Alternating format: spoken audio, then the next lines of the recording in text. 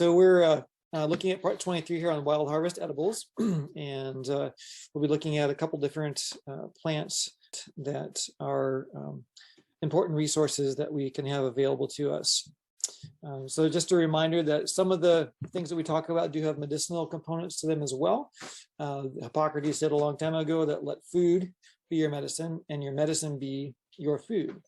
So it's always a good idea to have a healthcare provider that has a similar philosophy of care that you do, working with your body instead of against your body. And the things we'll talk about are educational in nature, and that you should do your own due diligence to make sure how to use and integrate these tools into your life program if you choose to do so. So the first thing we're going to look at tonight is juniper. So it's not something that you're going to be eating a lot of, but it does have some edible components to it. It's actually very widespread across the Northern Hemisphere. It's actually in the same family as cypress trees.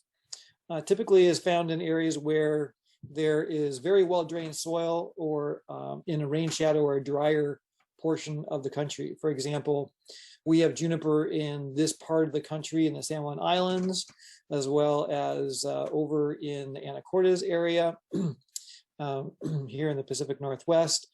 And in Eastern Washington, there are places where there are junipers that grow. In fact, there's a place called the Juniper Dunes, which is a natural area that has lots and lots of juniper trees that are present there.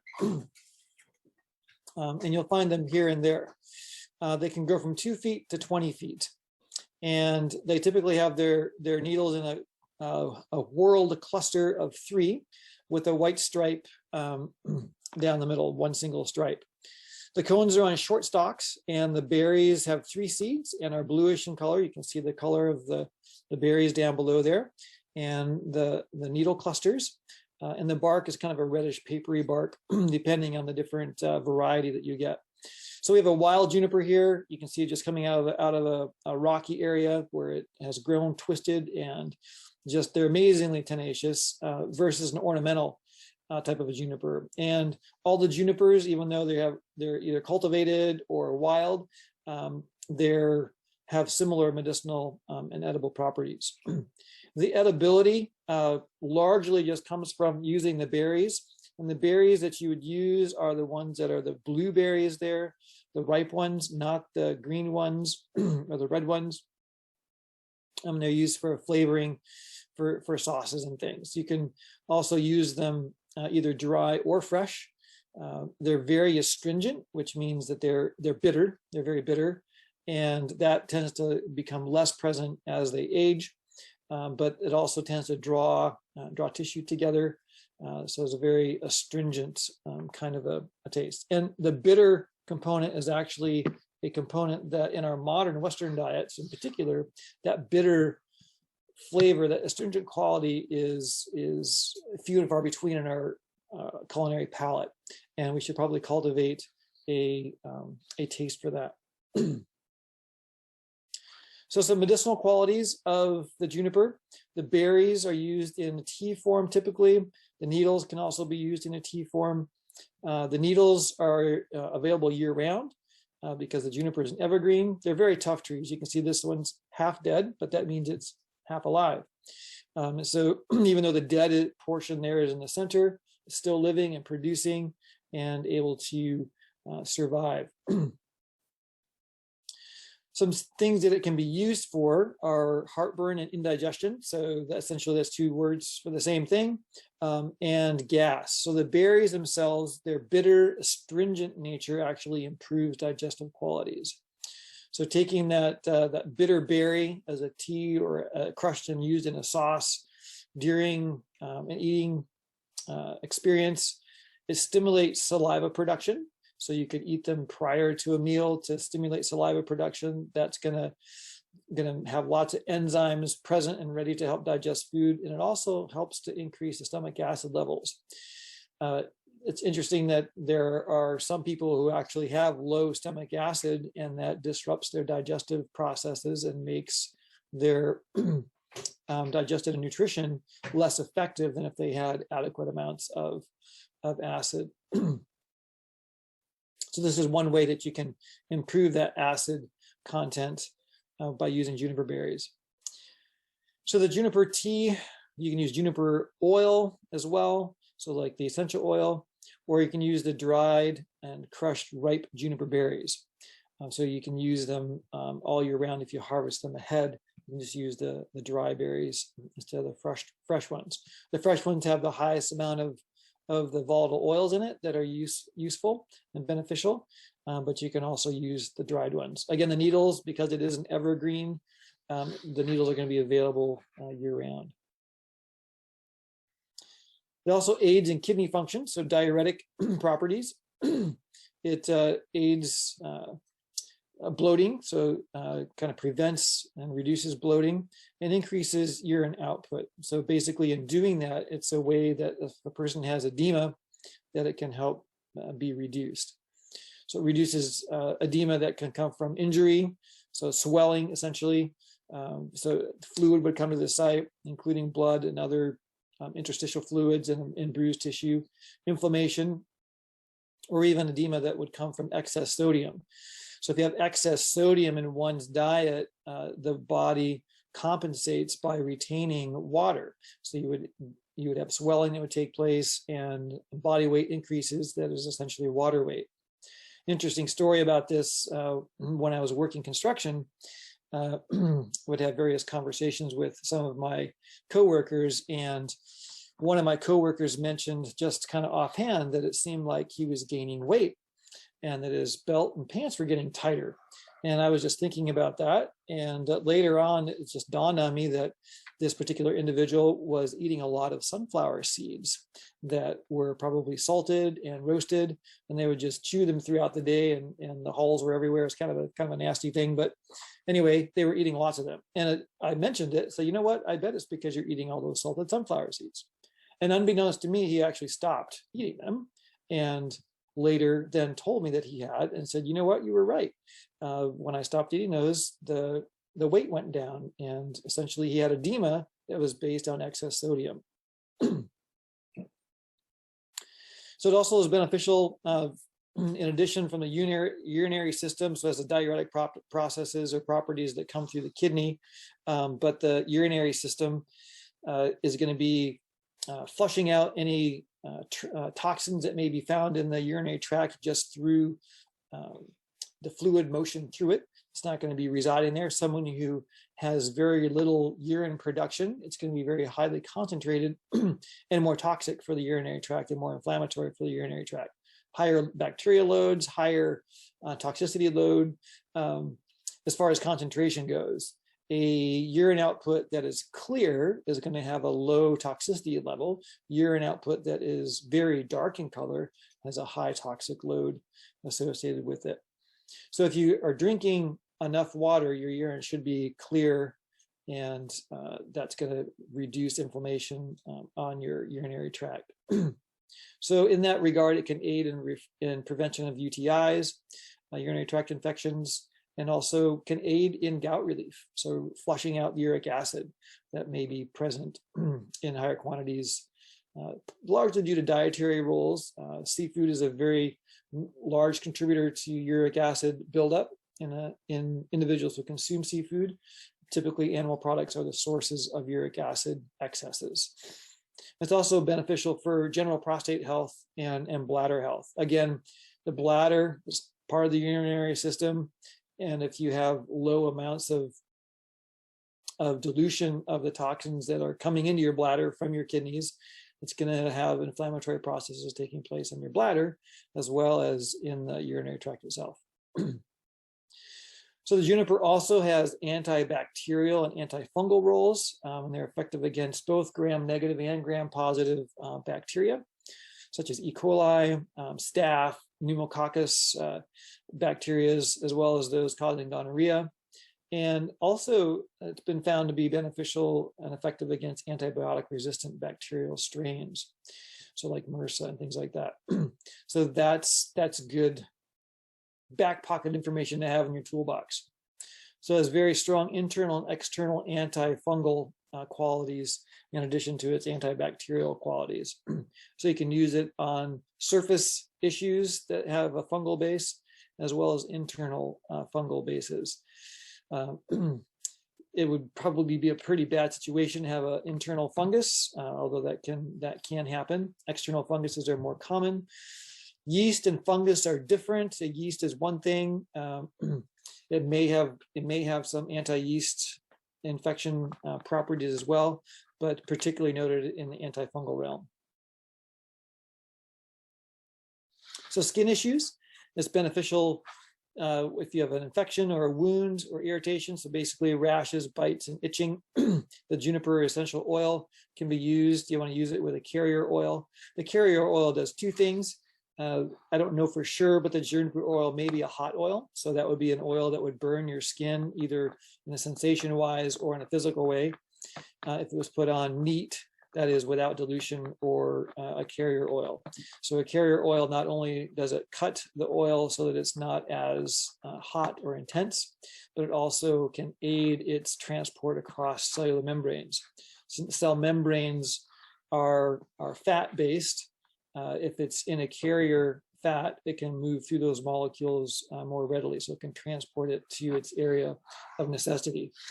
That's also the mechanism that's used for some types of drug delivery, is trying to encapsulate the material into a particle like a fat or a lipid that can pass through cell membranes and get delivered at different sites. So edema, again, another term for that is dropsy, can be aided through the tea, begin through its diuretic effects, can aid and relieve swelling due to fluid retention. Very high in antioxidants, the berries in particular, in anti-aging roles, anti-inflammatory roles. The anti-aging role is basically the fact that it has skin beneficial properties that can help to reduce wrinkling in the skin, and basically a cellular protective role, so cytotoxic protection. So the antioxidant role, essentially an antioxidant grabs onto anything like an oxygen-free radical and allows it to be shepherded out without causing damage. If an oxygen-free radical is left without its antioxidant chaperone, so to speak, it will grab onto molecules in its pathway and thereby cause damage to anything it encounters. We get antioxidants from the food we eat, particularly plant food, particularly ripe plant food, not particularly vine ripened or field ripened, as opposed to store ripened, ethylene gas ripened. The antioxidant effects are much different. The most powerful antioxidant is glutathione, which is actually one that's produced by our bodies. But there are plenty and very important phytochemicals, phytoantioxidants that are available for our use, and this is one of those. So any and all diseases are actually known now to have an inflammatory underlying basis, and that anti-inflammatory effect that the berries have can be a beneficial mitigator to the inflammatory process. So it has overall tonic effects. A tonic, again, is something that tends an organ or system towards health.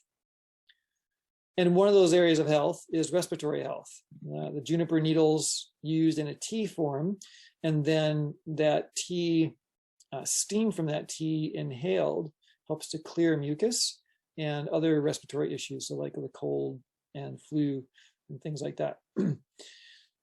So a tea from the juniper needles that is then vaporized, just inhaling the steam. So basically making a steam tent with a towel over the cup of tea and inhaling that, not necessarily drinking the juniper needle infusion, but in particular inhaling the steam. So the dried berries are very good. And you can chew those dried berries for preventing any kind of a contagious disease that you might encounter. So like a cold or a flu or any other kind of virus or bacterial-based disease.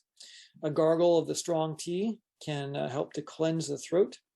just like you would with an oil of oregano gargle. That can also function the same way, not straight oil of oregano, but in water. That would probably just burn your throat out the window and leave it scarred. But chewing the berries can be just a quick way to help mitigate any contagious disease contraction.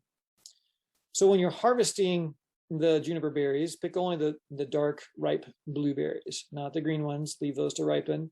But it's the dark ones that are going to have the best antioxidant qualities and the other beneficial qualities associated with them. Lay them out in the sun to dry, or use them fresh. They tend to turn black when they dry.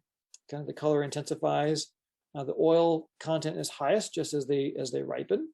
So the closest they are to having just ripened, the higher the beneficial oils are in them. And then whenever possible, use them fresh, but drying is the next best thing that you would use throughout this time when they're not available. So you can use 1 to 2 cupfuls of tea a day. Just take a mouthful at a time for up to 1 week at a time. So you don't want to overuse juniper because it can have some kidney irritation associated with it if it's used excessively in large quantities and for extended periods of time. A couple different ways to mitigate that is using plantain leaf or mallow root in the tea to help to minimize the kidney irritation associated with that. Uva ursi, cleavers, which is also known as sticky grass or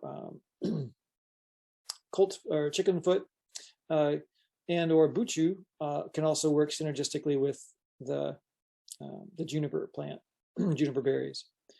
A caution also for pregnant and nursing women: shouldn't use juniper berries. Diabetics should avoid using juniper. Those with bleeding disorders, as well as post-surgically. And I would even probably say pre-surgically, largely if it's with bleeding disorders, you don't want to have those effects being present when you're going into surgery as well as coming out of surgery.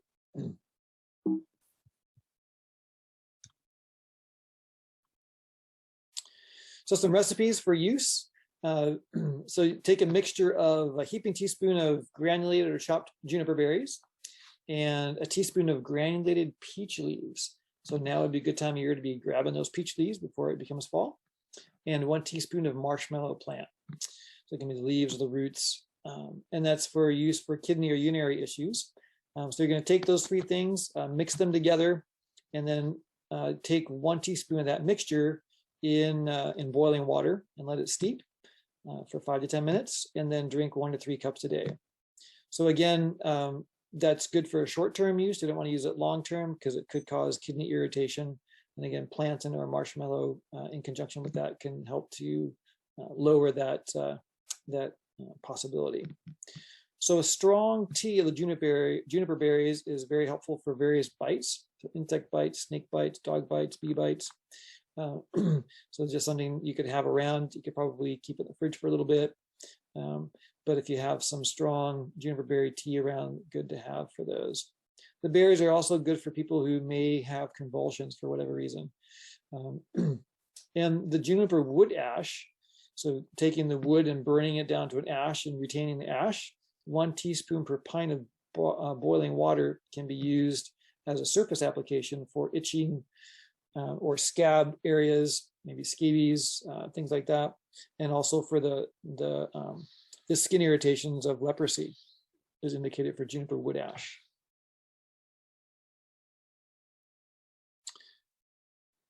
Now we'll move on to maple. There are lots of different types of maple. The one that we have most commonly here in our area is the big leaf maple. These are macrophyllum. Macro means large, phyllum means leaf. But we also have the Douglas maple and the vine maple. And they all have similar properties, similar usages. The big leaf maple is the one that's most common in our area here in the Pacific Northwest, but all the maples across the country, North America, have similar properties. So there's a sugar maple, red maple, silver maple, box elder maple, big leaf maple is the one we're talking about, and several other different types, ornamental Japanese maples. So there's different types of maples that are grown and cultivated. but they have similar qualities. So the edible parts of the maple, the inner bark of the tree, the twigs, so the newly growing, extending twigs, the sap, the young leaves are edible, and the seeds are edible. So the young leaves can be eaten raw, and they can have a rather bitter taste, but again, that astringent taste is something that we should probably cultivate a little bit. So dandelion, another one that's very astringent and bitter, but has good qualities associated with it. We skip the bitter in our palate, and we skip some very therapeutic benefits from those bitters. So the older leaves are less palatable. They have more cellulose in them, which we can't break down, but the young leaves are going to be very tender and useful for eating. You can see the blossoms are green and showy hanging down there. Those are maple leaf blossoms. Some of the best honey that I've tasted in recent years is maple leaf honey, maple blossom honey. And we've been privileged to have, last year we had a nice maple run of honey. This year we missed it. Weather conditions and things like that just didn't make it conducive for the maple run this year, but can be very, very tasty honey, kind of a gourmet honey because you don't get it every time. So the soft twigs, you can chew them or use them for a tea. And the sap, you can drink it fresh, or you can boil it down to a syrup. But that's a fairly energetically expensive way to go about it. 35 gallons for 1 gallon of syrup. So there's a lot, it's much more dilute than the sugar maple, for example. The sugar maple is prized for its high sugar content, and the takes less to make a gallon of syrup. So some beneficial properties that maples have: they're anti-inflammatory and actually have a history of use for reducing the swelling from snakebite. The inner cambium, which is also known as the vascular cambium, is just inside underneath the outer bark, and it has a very sweet flavor to it. If you're going to harvest that and use that as a nourishing food source, do it from the lateral branches that come off the side of the tree. That way the tree can continue to produce new lateral branches and continue living, rather than taking it from the main bark on the main trunk of the tree, because that'll kill the tree. So again, the leaves are bitter, very nutritious, however, and edible. They're not going to hurt you, and actually is very, very safe, but they are bitter. So knowing that you can access, we did 2 trees tonight, the juniper tree as well as the maple tree, and knowing that trees have both medicinal and edible capabilities to them is really good to know, because we usually think of the more herbal, herbaceous kinds of plants as being the edible plants, but trees are also a good thing to have available.